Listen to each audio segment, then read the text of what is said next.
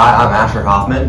I'm Zealan, and we're going to be talking on Sports Wave today about some football, and more specifically the NFL and the Premier League. So let's get right down into it. Let's start off with, who do you really think is like one of the top teams right now in the Premier League? Liverpool, for sure. We're first in the league right now, and I say we, that's my team, that's my boyhood club, but I would say first in the league right now, we're above Man City, we're above Arsenal. Man City has been winning it years on years in a row. They're 3 years in a row currently. We're the only one that stopped them those couple of years ago, but they were winning before that. It's been a Man City dominance. Arsenal's been up there. They're third right now, tied with 17 points, just like Man City. Liverpool, we might be only a point ahead, but come on, it's looking like we're going to take it.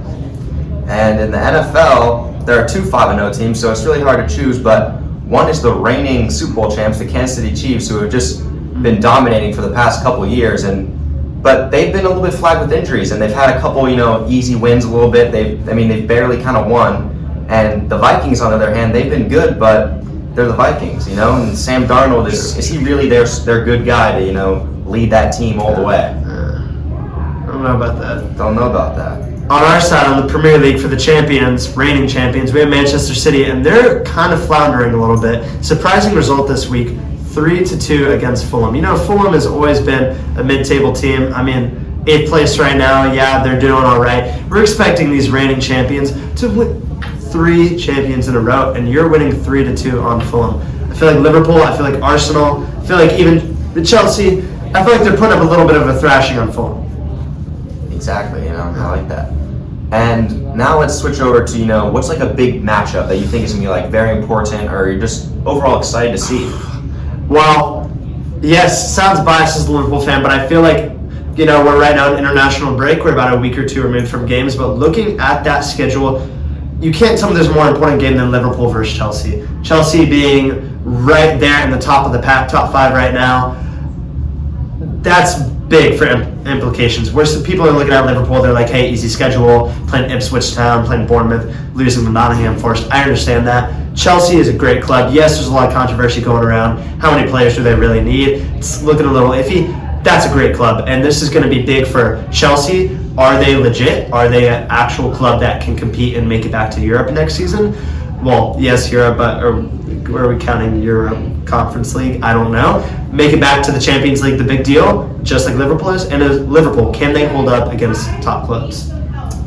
And for me, in the NFL, I'm going to talk about the Commanders and the Ravens. And as a Commanders fan, I'm just very excited with how things are looking. 2 big, blowout games against some lower teams, but this Ravens game is really going to be deciding, are they that top team that's ready to take that next step to be great? And the Ravens, they had a little bit of a slow start, so who knows if they'll be able to continue keeping up this streak of being this top team, or will they drop a little bit with a loss to the Commanders maybe? I have a question for you. Would you say, is that the team that you're surprised, like the surprising team this season, that little underdog story that you're rooting for? Is that the Commanders? Definitely. As a lifetime fan, it's been a while. The QB situation is just amazing. Jayden Daniels, he's been looking great. He's just putting up amazing numbers, breaking all these records. The offense is, it's just been great. It's very hard to say because this team hasn't really looked this good, and everyone thought it would be a rebuild year. They wouldn't think that they would just, come out and just start, firing out. But this will be a real test for them, and if they can overcome it, it's definitely going to be a challenge for them. But we'll see. Yeah. Aston Villa, I'd say, is my club. That's kind of surprising. Getting back to the Premier League only in the 2019-2020 season, to now be finishing 4th place last year, to making it to the Champions League, and now being 5th in the table right now, just below Chelsea. They're tied with 14 points.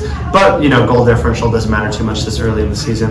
That's subject to change. Villa has been crazy. Super sub John Duran, the amount of goals he's scoring, leading the league. I think it's 1.96 goals per 90 minutes that he plays. This man is absolutely insane. And for Ollie Watkins to be the same team as that, it's crazy. I love Ollie, personal favorite of mine. And then for John Duran to be coming off the bench like that and impacting the game, it's scary to see what Villa's going to do and know that they really have a play in these title implications and who's going to finish in Europe and who's not. And I'll just go over some other news in the NFL. The Jets fired their head coach, Robert Saleh. And personally, I'm not that big fan of that decision. I think he's a pretty good coach. You know, he's one of the better coaches in the league, and he's been performing their team. I mean, you can't blame him. I mean, he got them the weapons. He got them Aaron Rodgers. He got them all these great guys who just put up great numbers, and the team's just not clicking. Maybe that's the offensive coordinator, which, as it turns out, he was thinking about firing right before the game. So it'll be big to see what the Jets do, you know, with that missing hole at head coach and how they'll fill that. And that's funny that a great coach is fired when we're looking at in soccer, Erik ten Hag for Manchester United. How this man is still employed, I actually cannot believe. Having a team that has 20 league titles, being in 14th in the whole entire league. Last week, 0-0 to Aston Villa, 3-3 to Porto in the Europa League. Being in the Europa League, that's already crazy. 0-3 against Tottenham. The Bottlers themselves beat Manchester United 3-0. I'm pretty sure they've won 3 games out of their last 10 or 11 matches. It's insane. And Manchester United, as much as I hate them, they should not be in this position. The fact that Ten Hag still has a job is insane to me. I feel like in the coming matchups, we have Brentford in the Premier League and then Fenerbahce in the Europa League. That's going to be key to if he keeps this position. If you're losing to Brentford and then you can't get the victories in the Europa League, yes, Jose Mourinho's side in Fenerbahce is insane, but Ten Hag needs the results, and if he doesn't, I think we're looking at United leaving him in the middle of the season.